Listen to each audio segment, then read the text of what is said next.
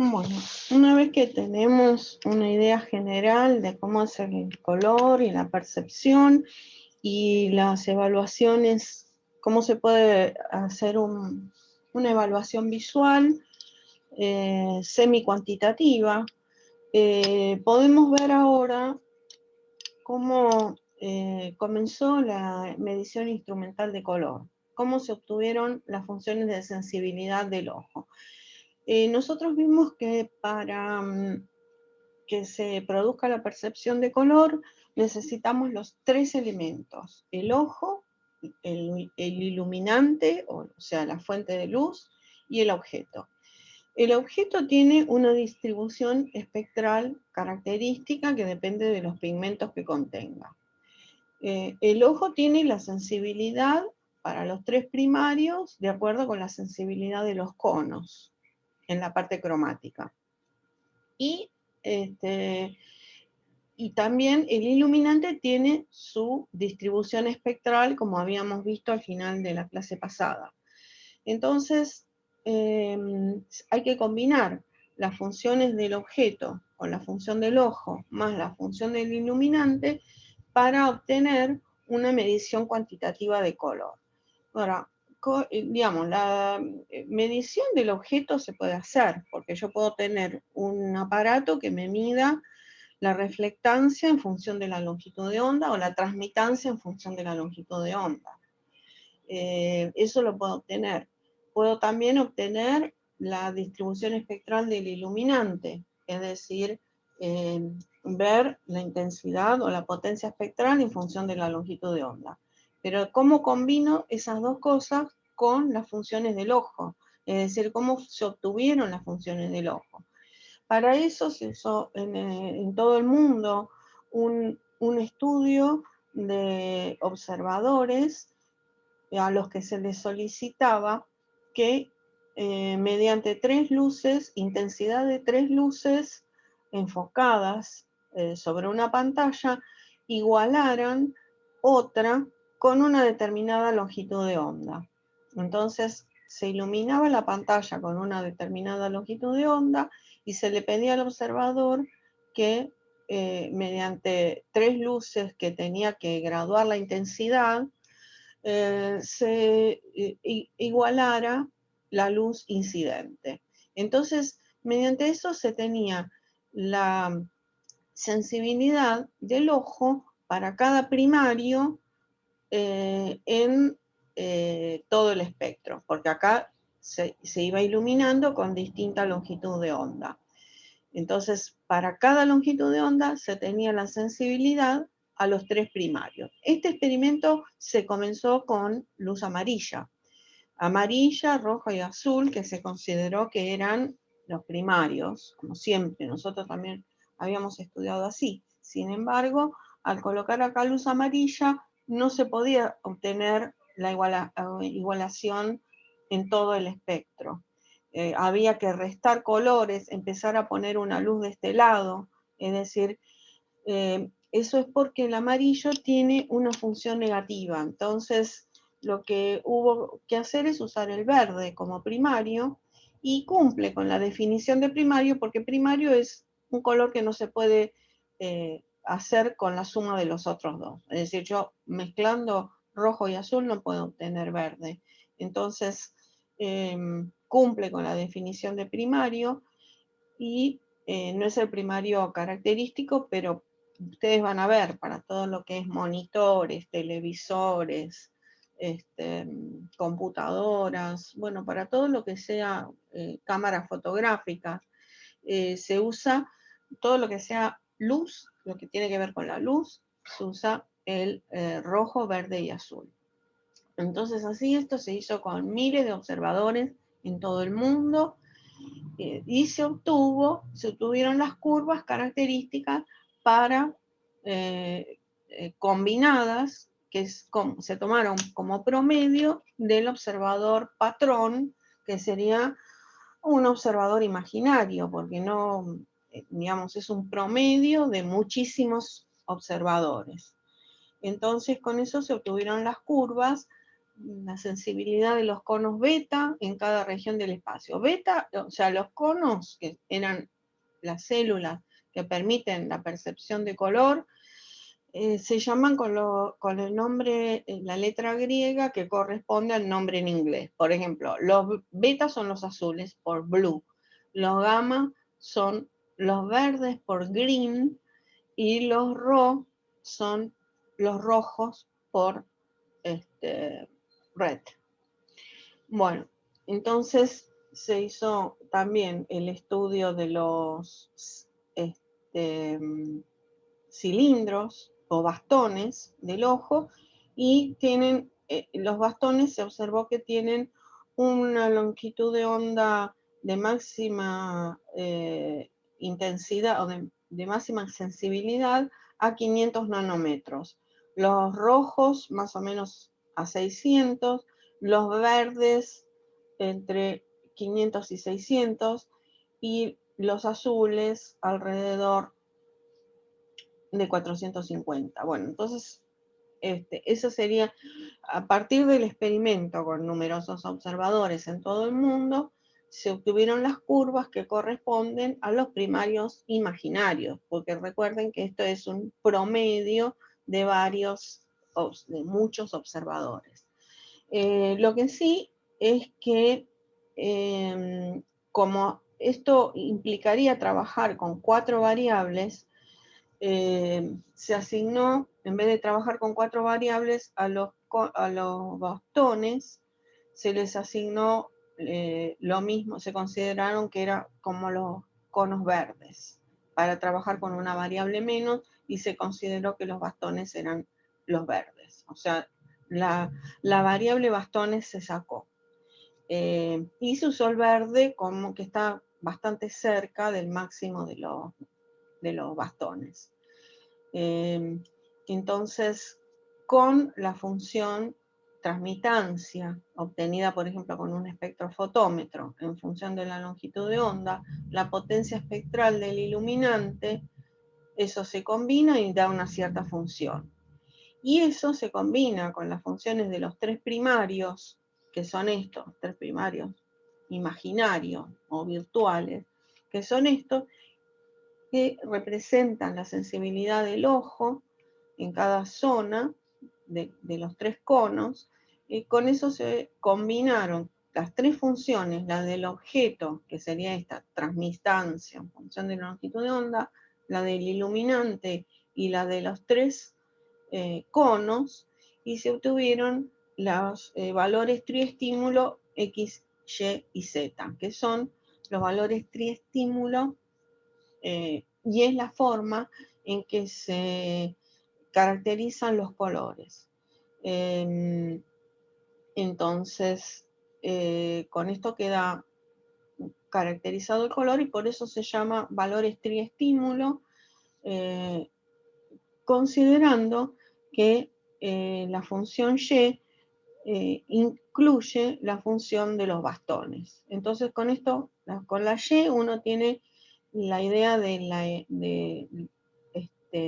la luminosidad o claridad del objeto, más el verde, y con los otros dos, de la X para el rojo y la Z para el azul. Bueno, entonces es así que se obtuvieron la medición triparamétrica de color, y esto se incorpora esta función, la de los la de los primarios virtuales, se incorpora en los equipos de medición de color, sumado a también las funciones del iluminante. Entonces, el equipo mide transmitancia o reflectancia en función de la longitud de onda. Tiene la función de la potencia espectral en función de la longitud de onda también, de acuerdo al iluminante que uno use, y luego eso, el equipo tiene esta función, lo combina y da las funciones, los valores triestímulo.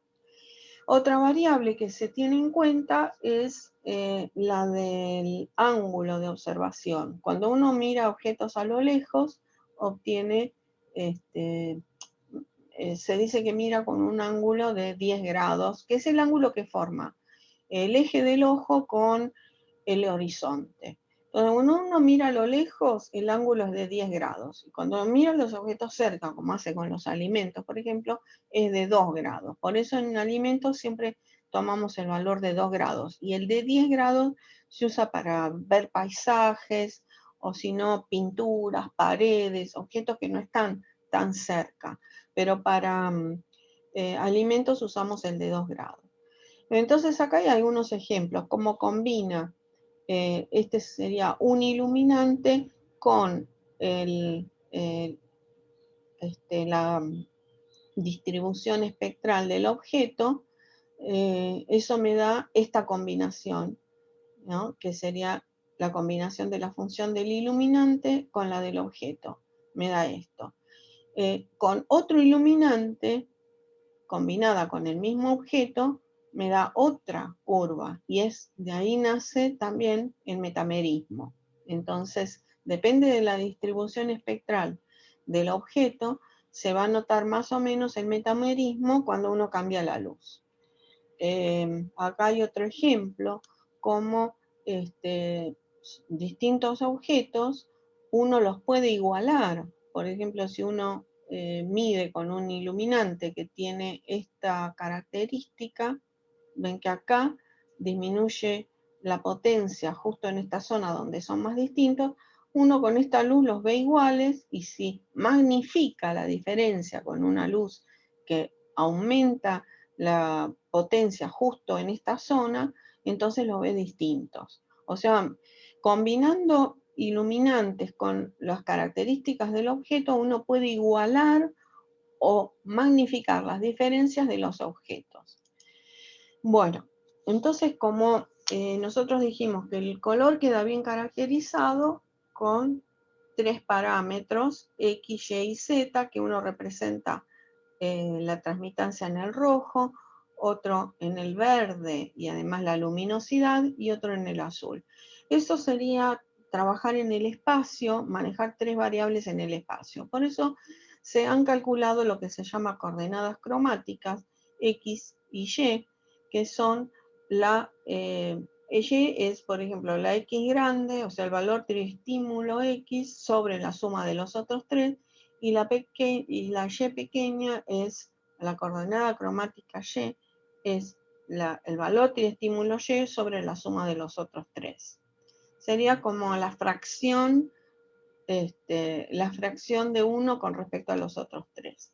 Y eso en el plano me queda representado de esta forma, con esta característica donde los colores visibles quedan metidos en este cuerpo, digamos. En realidad es un cuerpo, porque esto es en el espacio, y esto sería la proyección total del espacio total sobre un plano. Es decir, la proyección de todos los planos sobre X, Y me da los colores posibles reales, ¿no? Entonces, este diagrama se estableció en 1931 y se sigue usando.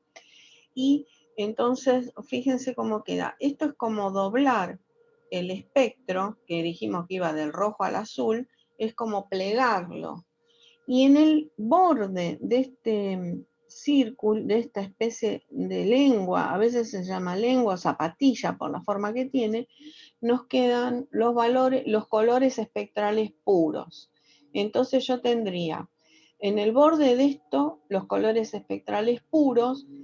Esta línea se llama línea de los púrpura y no tiene un color espectral puro. Ya vimos que los violeta tienen un máximo en el rojo y un máximo en el azul, o sea, no tienen un color puro espectral, y todos los demás colores tienen color puro espectral. En el centro se encuentra el punto acromático, y en el borde se encuentra el punto cero, que corresponde a la luminosidad cero. Bueno, entonces esto se vería en el plano, corresponde a la suma de todos los planos. y esto sería en el espacio donde vemos que el blanco puro es un punto en realidad, y el negro puro es otro punto que estaría en otro plano distinto de este. O sea que esto en realidad es es un plano combinado, porque donde está el blanco no conviven los otros colores. O sea, el blanco es un puntito solo en Y igual a 100. O sea, cuando el valor Y es igual a 100, es el blanco, y eso no corresponde a, no tiene parte cromática ese punto, por eso es un punto blanco. Lo mismo el negro. Y todos los demás en el espacio tienen otra función. Nosotros podemos determinar la longitud de onda dominante de un color indicando el punto del iluminante. Cada iluminante va a tener, yo voy a poder calcular para un dado iluminante los valores X, Y y Z de los valores triestímulo, y por lo tanto calcular las variables X, Y, o sea, las coordenadas cromáticas. Por lo tanto, el punto del iluminante lo voy a poder ubicar en el plano. Es más o menos, para que tengan una idea, el punto que corresponde a 0303. Porque el iluminante, que es el punto acromático, correspondería a una transmitancia 100 igual a 100 en todo el espacio. Entonces, si volvemos a esta ecuación, 100 dividido 100 más 100 más 100 me da 0,33. Entonces, es aproximado, porque no es justo 100. Algunos es 98 y este es 118, es decir, no es siempre, no es exacto 100, pero más o menos, si ustedes no tienen el valor del iluminante, el punto es 0,33, 0,33. Para casi todos los iluminantes está por ahí, por eso el punto blanco se ubica ahí en el medio. Entonces, ese sería el punto del iluminante. Y si yo tengo una muestra por acá, a ver, por ejemplo, acá está la muestra. 1, el punto del iluminante, que es este, con el punto de la muestra, y lo extrapolo al borde. Eso me da un punto en el borde, y eso corresponde a una longitud de onda determinada, porque yo les dije que en los bordes de esta figura se encuentran las longitudes de onda de los colores espectrales puros. Entonces, cuando uno grafica en el espacio los colores reales, les queda esta figura, y acá en el borde están los colores espectrales puros. Esta es la longitud de onda dominante de esta muestra. Si yo tengo un punto por acá, por ejemplo, hago lo mismo. 1, el iluminante con ese punto, y me da esta otra longitud de onda. ¿Qué pasa cuando uno tiene un punto por acá? Entonces ahí hago el mismo procedimiento, lo tengo que unir al borde, y acá ¿qué pasa? No hay color espectral puro, porque dijimos que esto es el espectro plegado, o sea, no tiene un color. Fíjense que acá no hay longitud de onda dominante, porque estamos uniendo los dos extremos del espectro. En estos casos, los púrpura, que son estos que están acá abajo, no tienen longitud de onda dominante, sino lo que tienen es longitud de onda complementaria, que se busca del otro lado. O sea que esta sería la longitud de onda complementaria. Siempre que tengan un punto en esta zona, que es la zona de los púrpura, no van a poder calcular el color puro, o sea, la longitud de onda dominante, sino calculan la longitud de onda complementaria. Bueno, entonces, en la siguiente vamos a poder calcular la pureza, como se puede calcular como a ver esto si tenemos que volver a este gráfico. La pureza la puedo calcular como, volviendo a esta misma muestra. Acá tengo el iluminante y acá tengo la muestra. Y acá tengo el color puro espectral. Cuanto más cerca esté del borde va a ser, la pureza, si está acá, va a ser 100. Y si está más acá, va a ser menor. Y si está acá, va a ser 0. Entonces, es la proporción esta dividido, no, la proporción en realidad, esta sería la pureza equivalente a 100 y esta sería la pureza del objeto. Entonces, esto dividido esto me da la pureza. Y eso se puede hacer con los, con estos valores. Va a ser entonces, en vez de hacerse directamente sobre las longitudes de esta línea, se hace con esta. Esta sería la que corresponde al objeto y esta sería la total. Entonces, la relación entre la, vamos a llamarle a esta, la X del iluminante, que le llamamos XW, esta sería la X de color puro, y esta sería la X del objeto. Entonces, la pureza sería la X del objeto menos la XW, que sería del blanco, W es de blanco, sobre la X del puro, sobre la X menos la XW, que es la pureza total, ¿no? Entonces, así queda definida la pureza. Hay que verlo en el dibujo. Por eso con la fórmula sola no podemos ver nada. Y por otro lado, si a ustedes les queda, por ejemplo, un punto acá, y quieren calcular la pureza, haciendo lo mismo, tenemos que ir al borde y al punto del objeto. Esto se haría mejor con una línea.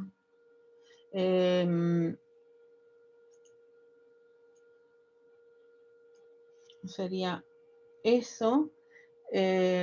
No lo pueden hacer con la X porque les queda justo ahí. Entonces, en estos casos se hace con el valor de Y. O sea, se toman lo mismo. El valor total, o sea, la I del objeto menos la I del iluminante, que sería este segmento, y la I del color puro menos la I del iluminante, que sería esto. O sea que la pureza la pueden calcular con la coordenada cromática X, es decir, con las que les quede más sensible el cálculo. Con ambas coordenadas la pueden calcular. Bueno, entonces ahora pasamos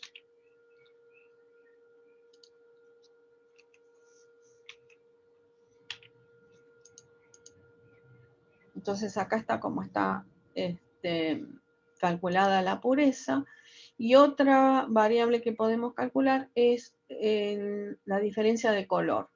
La diferencia de color se calcula como la distancia entre dos puntos en el espacio. Estos serían los valores triestímulo X, Y y Z.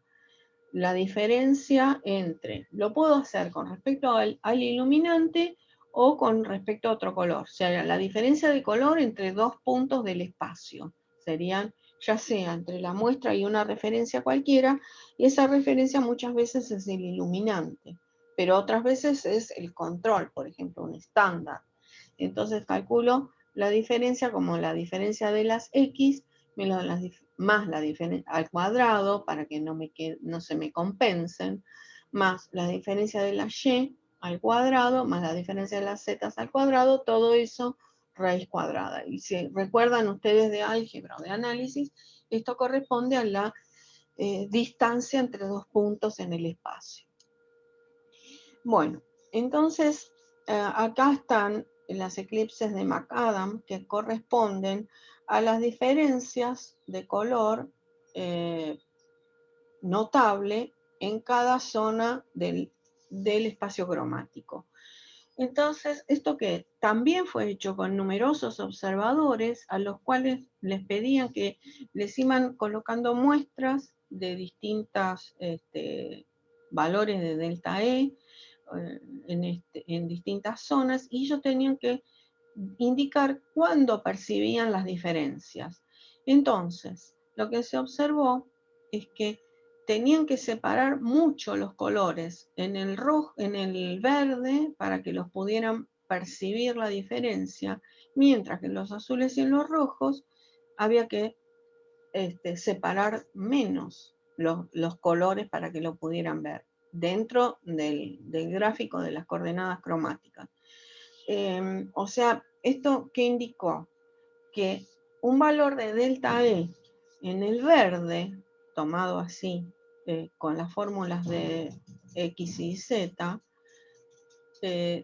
indica, por ejemplo, un valor de 5 de delta E igual a 5, indica una diferencia muy grande en el rojo, porque yo los puedo percibir hasta una delta E de 1, por ejemplo, y sin embargo en el verde son indistinguibles. O sea, eso significa que el espacio no es homogéneo, que eso que se hizo con muchos observadores no permite que las diferencias de color, por ejemplo, un valor de delta E, represente lo mismo en cada zona del espacio. O sea, eso indica que este espacio no es homogéneo, entonces se hizo una conversión del espacio Psi en 1931 en otros espacios, digamos, se ha trabajado matemáticamente mucho. Esto es un trabajo que no es solo matemático, sino hay que hacer la confirmación con miles de observadores, o sea, son trabajos muy largos. Entonces, desde la primera función de color en 1931, el primer diagrama cromático, hasta que se obtuvo color, un espacio de color más homogéneo, pasaron 35 años, no, 45, del 31 al 76. Entonces, ahí se obtuvieron los espacios CIELUV y CIELAB. Van a ver que en alimentos el que más se usa es CIELAB, aunque para muestras transparentes, como ser bebidas o aceites, se debería usar el CIELUV. Este CIELUV se usa más para luces, o sea, para muestras transparentes. Ambos espacios son mucho más homogéneos que el CIELAB. Acá está, por ejemplo, el CIELUV. Acá estos segmentos representan también las diferencias más notables, la mínima diferencia notable para los observadores. Y ven que son mucho más homogéneos, no son perfectamente homogéneos, pero son mucho más homogéneas que la del espacio este, que acá eran diferencias enormes para poder percibir la diferencia, y acá muy pequeñas en el azul. Entonces, estos dos espacios son mucho más homogéneos y corresponden a modificaciones matemáticas del otro espacio. Bueno, entonces son más amigables también estos espacios porque el valor L representado por el valor del estímulo Y va de 0 a 100, 0 cuando es negro y 100 cuando es blanco. Los valores de A positivos corresponden a colores rojos y los de A negativos al verde, los de B positivos al amarillo y los de B negativos al azul. O sea, se convierten los valores X, Y y Z, porque fíjense, acá, si a mí me dicen los valores triestímulo X, Y y Z, no me doy cuenta, aunque me digan las coordenadas cromáticas. Tengo que tener muy en la memoria el espacio para darme cuenta si es verde, rojo o azul. En cambio, cuando me dicen los valores de A y B, puedo ver si es un verde amarillento, si es rojo puro, si es azul. Es decir, con estos valores, esta nueva conversión, además de hacerse más homogéneos los espacios, o sea, un valor de delta E más o menos me indica una cierta diferencia parecida en cualquier lugar del espacio. Pero además los valores me indican también de qué color es el objeto. O sea, son muy prácticos y por eso se usan mucho. Si el valor rojo en la escala hacia el U es el U, y el rojo-verde es el U, y amarillo-azul es el B. Entonces la escala, el espacio cielo también es muy parecido al CIELAB, aunque las fórmulas son distintas. Y se definen entonces, fíjense, la L, que es la luminosidad, acá está cómo se calculan estas nuevas variables. La L, que es la luminosidad, está directamente relacionada con el valor Y. Por eso dijimos que la Y indica verde, pero además indica luminosidad. Y es este valor X, la Y, la que tiene subíndice N, corresponde al valor del iluminante, que si es un color muy claro está cerca de 100, o sea, en el iluminante va a ser valores siempre cercanos a 100. Esto es la raíz cúbica menos 16. Entonces, si esto corresponde al iluminante, este valor va a valer 100. ¿Se dan cuenta?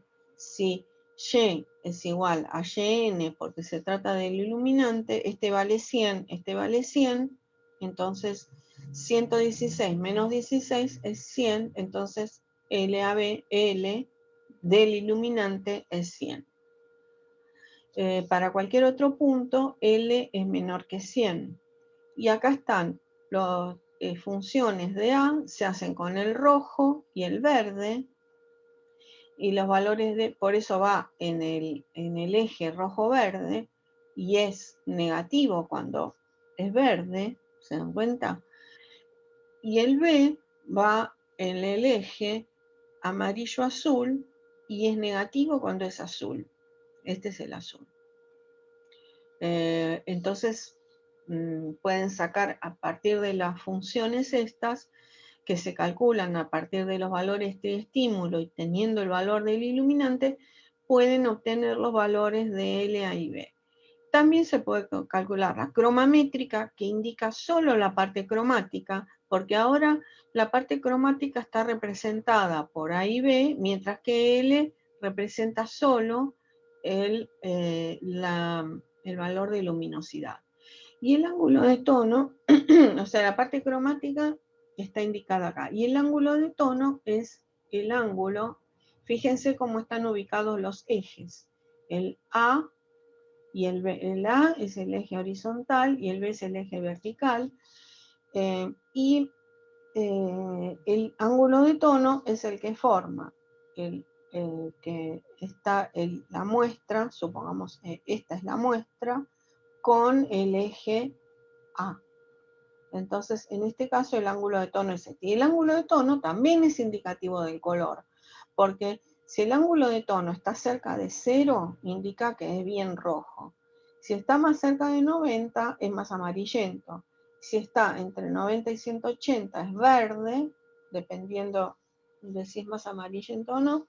Y si está más cerca de 270, es azulado y así. O sea, el ángulo de tono me indica el tono. Por eso se llama ángulo de tono. Entonces con eso queda, con el valor de L y el valor de croma y el ángulo de tono me queda muy bien caracterizado también el color. Entonces la diferencia de color en el espacio AB se calcula también por la diferencia de L al cuadrado más la diferencia de A al cuadrado más la diferencia de B al cuadrado sumado a la 1/2, o sea, raíz cuadrada. Y también a veces se calcula la diferencia de tono, de tono métrico entre dos objetos.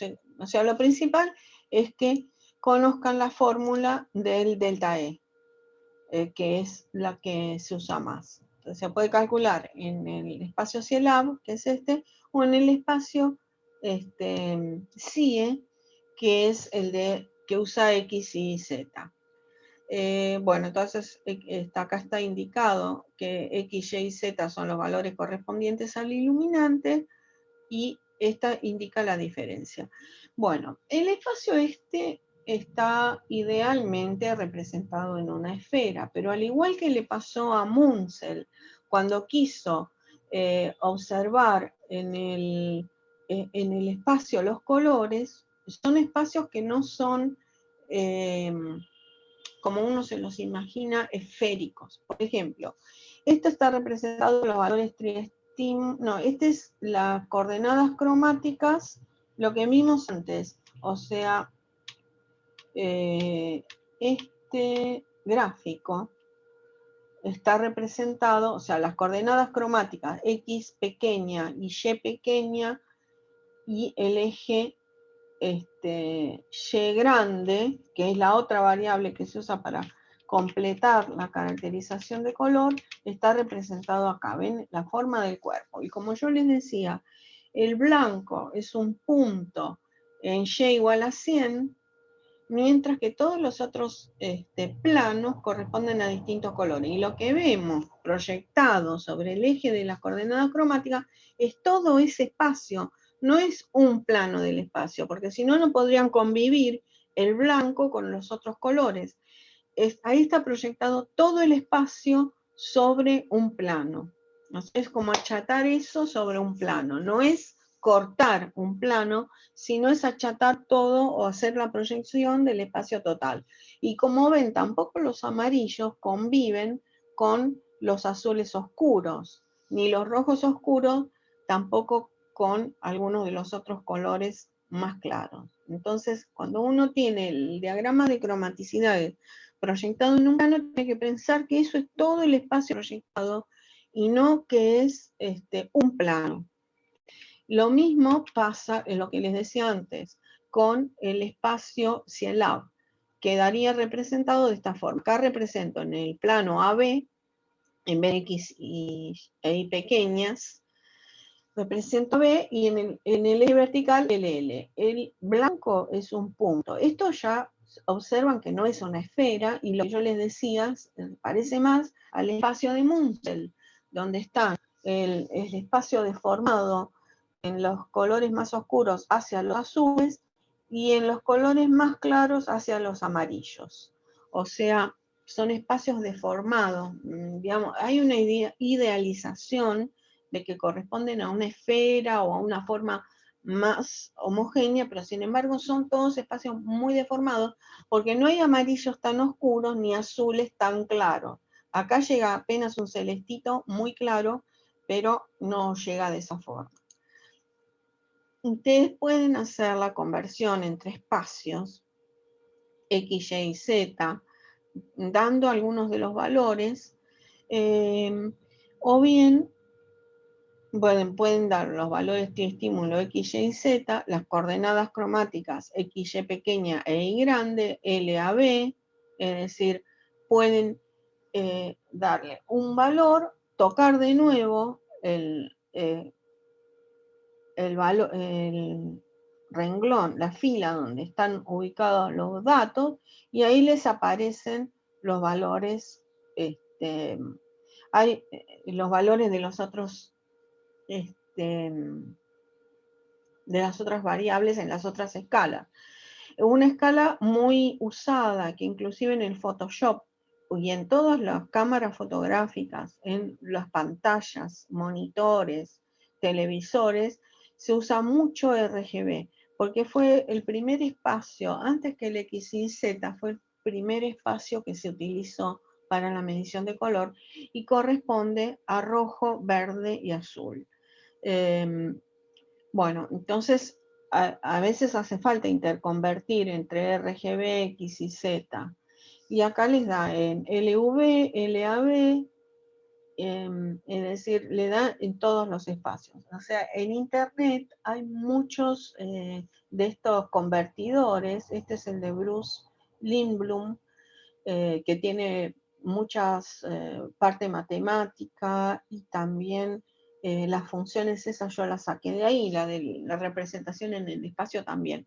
Entonces acá ustedes pueden hacerse, a partir de los valores triestímulo, pueden hacerse planillas de Excel con las fórmulas para convertir de una escala en otra, o bien usar un convertidor en Internet. Lo que tienen que fijarse es que a veces la escala de L a B, el valor de L, en vez de ir hasta 100, como nosotros usamos de 0 a 100, va hasta 125 o a veces 256, es decir, algunas veces las escalas según conveniencia no son la CIELAB científica que nosotros usamos, sino que son otras. En este caso es la CIELAB científica, que se le pone siempre un asterisco, pero acá no está puesto, para indicar que es la escala científica. Bueno, también acá hay otro convertidor que tiene la ventaja de que les da el color, la muestrita de cómo es el color. Le ponen los valores de L, A y B y les da el color que corresponde y además la conversión a otras escalas. Por ejemplo, acá le pusimos los valores LAB y nos da, bueno, el LAB va a ser el mismo y X y Z van a ser esto. Fíjense además que estos valores X y Z a veces están dados en fracción de 1, de fracción de la unidad, o a veces en porcentaje. Es muy común usarlos en porcentaje también. Acá está en fracción de unidad. Y acá están los valores RGB y hay una nomenclatura hexadecimal también de los colores que no la vamos a ver. Vamos a usar las escalas más comunes, que son los valores triestímulo X y Z, los diagrama cromático X y pequeña e Y grande, y RGB. RGB no la vamos a usar tampoco, y CIELAB. Bueno, entonces acá ustedes eligen el iluminante, que es el iluminante D, es el que se está usando más, el D65 en realidad, con su ángulo de observación y en qué escala quiero obtener el output. No, en qué escala le estoy introduciendo los valores y me da todos estos valores. Bueno, este es de los cuadrantes de AB, es uno de los más utilizados porque incluye los colores que se pardean. O sea, tanto dulce de leche como las mieles, como los productos horneados, como lo que ustedes van a analizar, las galletitas, inclusive el pardeo, ¿no? El pardeo enzimático ocurre en este cuadrante, porque los marrones son colores que están entre el rojo y el amarillo, son grises de rojo y amarillo, es decir, corresponden a anaranjados o rojos de menor luminosidad. Es decir, son colores especiales que tienen longitudes de onda cercanas al rojo, pero que de acuerdo a cómo progresa el color marrón, a veces tienden al amarillo y a veces tienden al rojo. Es decir, se van a desplazar en este cuadrante para analizar todas las características de pardeo. Bueno, cuando uno tiene, entonces acá podemos distinguir dos tipos de muestras. Muestras líquidas o muestras sólidas. Cuando las muestras son líquidas y uno tiene un espectrofotómetro que le permite tomar las curvas en todas las longitudes de onda, se pueden calcular los valores triestímulo en todas las longitudes de onda. Acá falta multiplicar por un factor. Es decir, uno toma los valores de transmitancia a longitudes de onda seleccionadas para calcular los valores triestímulo. Por ejemplo, acá hay un... para cada... Bueno, acá está para transmitancia o bien se puede hacer para reflectancia. Lo más común es que para una muestra líquida uno tenga los valores de transmitancia y toma los valores de transmitancia a 10 longitudes de onda o a 30, pero no son 10 longitudes de onda cualquiera, sino que, por ejemplo, tomemos el iluminante C, tengo que tomar las transmitancias a estas longitudes de onda, sumarlas y multiplicarlas por este factor para calcular el valor de X. Tomar los valores de transmitancia, sumarlos y multiplicarlos por este factor para calcular el valor de Y. Tomar los valores de transmitancia a estas longitudes de onda, sumarlas y multiplicarlos por este factor para tomar el valor de Z. Ahora, fíjense una cosa, que nosotros estamos acostumbrados a trabajar en porcentaje de transmitancia. Y estos valores se suman en transmitancias, no en porciento de transmitancia, sino en valores de transmitancia que van de 0 a 1. Entonces, si tomamos los valores de transmitancia multiplicados por 100, o sea, si estamos tomando los porcentajes, tengo que dividir por 100 y multiplicar por este factor. O sea, hacer la suma de las transmitancias porcentuales, dividir por 100 y multiplicarlos por este factor, y ahí obtengo el valor de X. Tomar los valores a estas longitudes de onda. Si tomé los porcentuales, los divido por 100 y los multiplico por este factor y los sumo. Y con esto lo mismo. O sea, de ahí puedo calcular con un espectrofotómetro común los valores X y Z.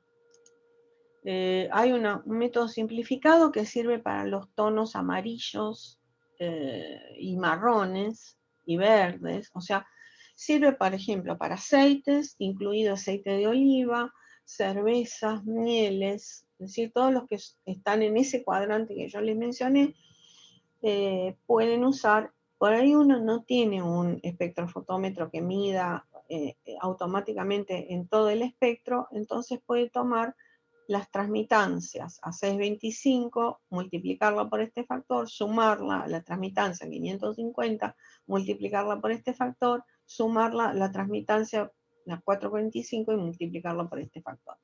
Es decir, este es un método simplificado para cuando uno no dispone de un espectrofotómetro que le haga las mediciones en todo el espectro, como yo creo que los nuevos espectrofotómetros lo hacen, pero digamos, con un espectrofotómetro más sencillo, uno mide a cada longitud de onda y hace la suma y obtiene los valores triestímulos. ¿Esto qué significa? Que para muestras líquidas uno puede tener perfectamente los valores de X y Z. Nosotros estamos acostumbrados a imaginarnos los colores a través de emisiones de absorbancia o transmitancia a cierta longitud de onda, pero sin embargo, eso no es correcto. Para tener la visión de un color, lo tengo que hacer en todo el espacio. Entonces acá para estas muestras se toman las longitudes de onda más representativas del rojo, del verde y del azul. Eso corresponde seleccionadas en base a cuáles son las longitudes de onda más representativas de esos colores. Y esto también es un método simplificado, pero da bastante bien. Para muestras sólidas usamos este tipo de espectrofotómetros que miden por reflectancia y que permiten, entonces estos espectrofotómetros ya tienen incluida en sus computadoras la función del ojo y la función del iluminante. Miden la reflectancia, combina con las otras funciones y les da los valores, que a su vez los da en todas las escalas que ustedes quieran, en el valor de estímulo, en los valores de coordenadas cromáticas y el valor de Y, en el INCIELAB, también en L, croma y ángulo de tono, que es otra forma en que se expresan, y estos son los valores Hunter que, digamos, se usan, pero no corresponden a los valores científicos CIELAB. Es mejor usar el valor CIELAB, son LAB sin asterisco. Entonces, muchos son portátiles y son caros igual, valen más de $10.000, pero, digamos, sirven para mediciones de color en muestras opacas. Son ideales para muestras opacas y hay de diferentes características. Algunos son así portátiles, se apoya ahí, otros se apoya la muestra sobre un soporte que está directamente ahí en el equipo. Estos son menos versátiles, menos portátiles. Y bueno, generalmente tienen una esfera integradora, que es una esfera que difunde la luz en su interior, es decir, recibe un flash de luz, difunde, refleja en todo el interior de la esfera y a la muestra llega luz difusa. Esto es bueno porque es difícil que observe un alimento en la luz al sol, sobre un foco de luz. Generalmente estamos acostumbrados a trabajar con luz difusa. Entonces es bueno hacer la medición con luz difusa. Y esto es cómo obtener luz difusa. Entonces, la muestra lo que refleja lo recibe un espejo y lo manda a una computadora que tiene todas esas funciones que les dije y hace el análisis espectral. Eso lo combina con la función del ojo y con la función del iluminante. Fíjense que uno en los equipos estos puede elegir iluminante. El iluminante puedo elegir, los que más se usan son el D y el C, por lo menos en alimentos. Nosotros tendemos a usar el iluminante C porque corresponde a un iluminante de luz difusa de día. El iluminante D también es un iluminante de luz de día, pero más corresponde a la luz del sol. Entonces, usamos esos dos. No es que yo siempre la iluminación se hace con la misma fuente, pero el equipo tiene la función del iluminante. Entonces yo elijo el iluminante, pero ¿qué estoy eligiendo? La función con la cual va a combinar la medición el equipo. No es que tengo muchos iluminantes, tengo una sola fuente de luz y el equipo hace el cálculo con el iluminante que yo le pida. Bueno, entonces lo que uno observa, todo lo que hace el ojo al percibir un objeto, y eso lo transforma en el cerebro y eso le permite indicar que es un rojo, el equipo lo hace a través de una computadora que tiene incluida la función del ojo más la función del iluminante, y en vez de darle una palabra que no indica mucho, le da los valores que definen perfectamente ese color. Bueno, esto es lo mismo pero con otro tipo de computadora en vez de, y otro tipo de sensor. Pero digamos que los distintos tipos de equipos finalmente dan los valores que definen perfectamente los colores en los espacios. Entonces, fíjense, por ejemplo, también uno puede tener las curvas espectrales, esta por ejemplo que es rojo, y ahí observo que el rojo no solo refleja rojo, también refleja un poquito de amarillo, dependiendo del tono, ¿no? Tiene una componente amarilla y sin embargo los azules y los verdes los absorbe todos, no refleja nada de verde ni azul. Y sin embargo, el amarillo está reflejando un poquito de azul, un poquito de verde. Vieron que el amarillo limón especialmente refleja un poquito de los otros colores. Ya, eso pasa con las muestras amarillas o anaranjadas, que no tienen un pico de absorbancia como tiene el verde, o un pico de reflectancia, sino que refleja también rojos y amarillos. O sea, el amarillo abarca una gran proporción del espectro. Ese es el problema de trabajar con amarillo como primario.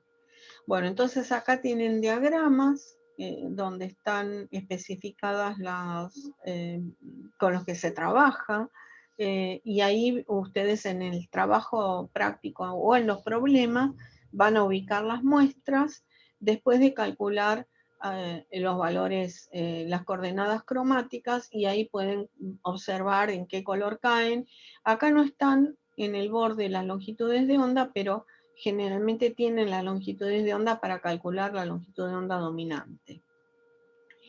Y nos queda por ver el tema de análisis de imagen. Lo vamos a dejar entonces ese, y por el momento vamos a dejar